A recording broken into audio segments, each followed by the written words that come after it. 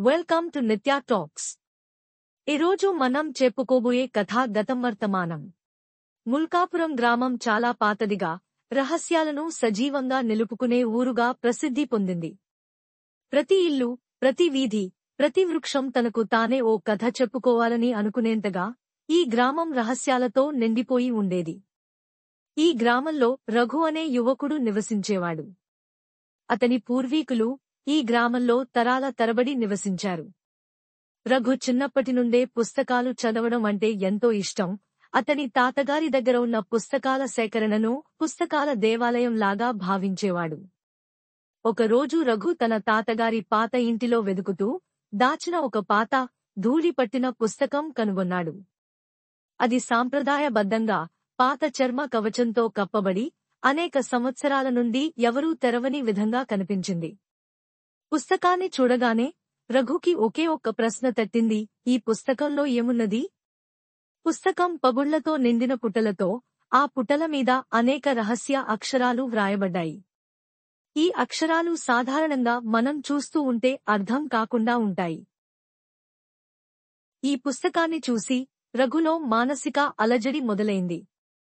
ఎప్పుడు తన తాతగారి వద్ద తనకు ఎంతో విలువైన పుస్తకాల గురించి చెప్పుకునే వారిని స్మరించుకున్నాడు.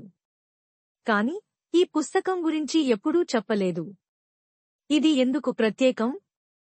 ఈ పుస్తకంలో ఉన్న అక్షరాలు ఎందుకు చీకటిలో నిగూఢంగా ఉంటాయి? ఆ అక్షరాలు ఏ భాషలో వ్రాయబడ్డాయి? ఇంటి పెద్దలు, ప్రత్యేకంగా రఘు తాతగారు, ఆ పుస్తకాన్ని చాలా ప్రేమతో చూసుకునేవారు. కాని ఎప్పుడూ దాని రహస్యం బయటపెట్టలేదు. రఘు చిన్ననాటి స్మృతులను తిరిగి మనసులోకి తెచ్చుకుని ఆ పుస్తకంలో ఏమున్నదో తెలుసుకోవాలనే ఆతృత పెరిగింది. ఆ పుస్తకాన్ని తీసుకుని తన గదికి వెళ్లి దానిపై ధూళిని తుడిచాడు. పుస్తకంలో ఉన్న అక్షరాలు చాలా చిన్నవిగా, క్రమ పద్ధతిలో వ్రాయబడ్డాయి. వాటి అర్థం కాక రఘు కొన్ని గంటలు పుస్తకాన్ని పరిశీలించి ఆ అక్షరాల యొక్క అసలు సిసలు రహస్యం తెలుసుకోవాలని నిర్ణయించాడు. రఘు తాతగారి మాటలు గుర్తుకొచ్చాయి: ఈ ఇంట్లో ప్రతి వస్తువుకి ఒక కథ ఉంది. కాని కొన్ని కథలు కేవలం సాహసానికి మాత్రమే ఆవలించబడతాయి. ఆ మాటలు ఇప్పుడు ఈ పుస్తకానికి చెందినవని అనిపించింది. పుస్తకం ఒక రహస్యాన్ని దాచిందని, అది తన కుటుంబానికి సంబంధించినదని భావించాడు. రఘు తాతగారి గురించి, తన తాతగారి కాలం గురించి తెలుసుకోవడానికి సాహసించాల్సిన సమయం ఇదేనని నిర్ణయించాడు. పుస్తకం తన తాతగారి నుండి అతనికి వచ్చిన దీవెనగా భావించి రఘు తన తల్లిదండ్రులకు ఆ పుస్తకం గురించి ప్రస్తావించాడు.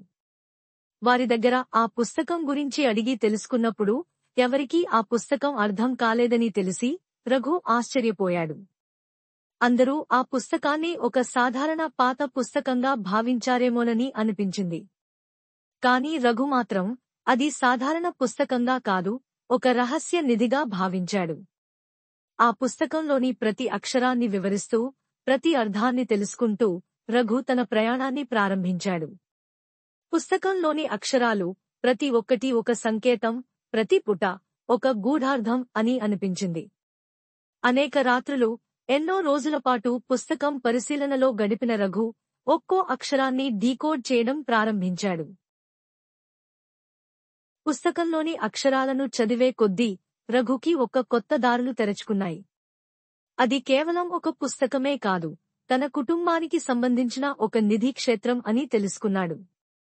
ఈ పుస్తకం వెనుక దాగి ఉన్న రహస్యాలు తన కుటుంబాన్ని కాపాడే మార్గం చూపిస్తాయని రఘులో ఒక విశ్వాసం పెరిగింది. రఘు తన తాతగారి గురించి, ఆ పుస్తకం గురించి, ఆ పుస్తకంలోని రహస్యాల గురించి తెలుసుకునే ప్రయత్నంలో తన జీవితాన్ని మార్చుకునే ప్రయాణంలో అడుగుపెడతాడు. ఈ పుస్తకం అతనికి కేవలం ఒక సంకేతాలు మాత్రమే కాదు, ఒక కొత్త దారిని చూపిస్తుందని, తన కుటుంబానికి ఒక రక్షణగా నిలుస్తుందని అతనికి బలమైన నమ్మకం ఏర్పడింది.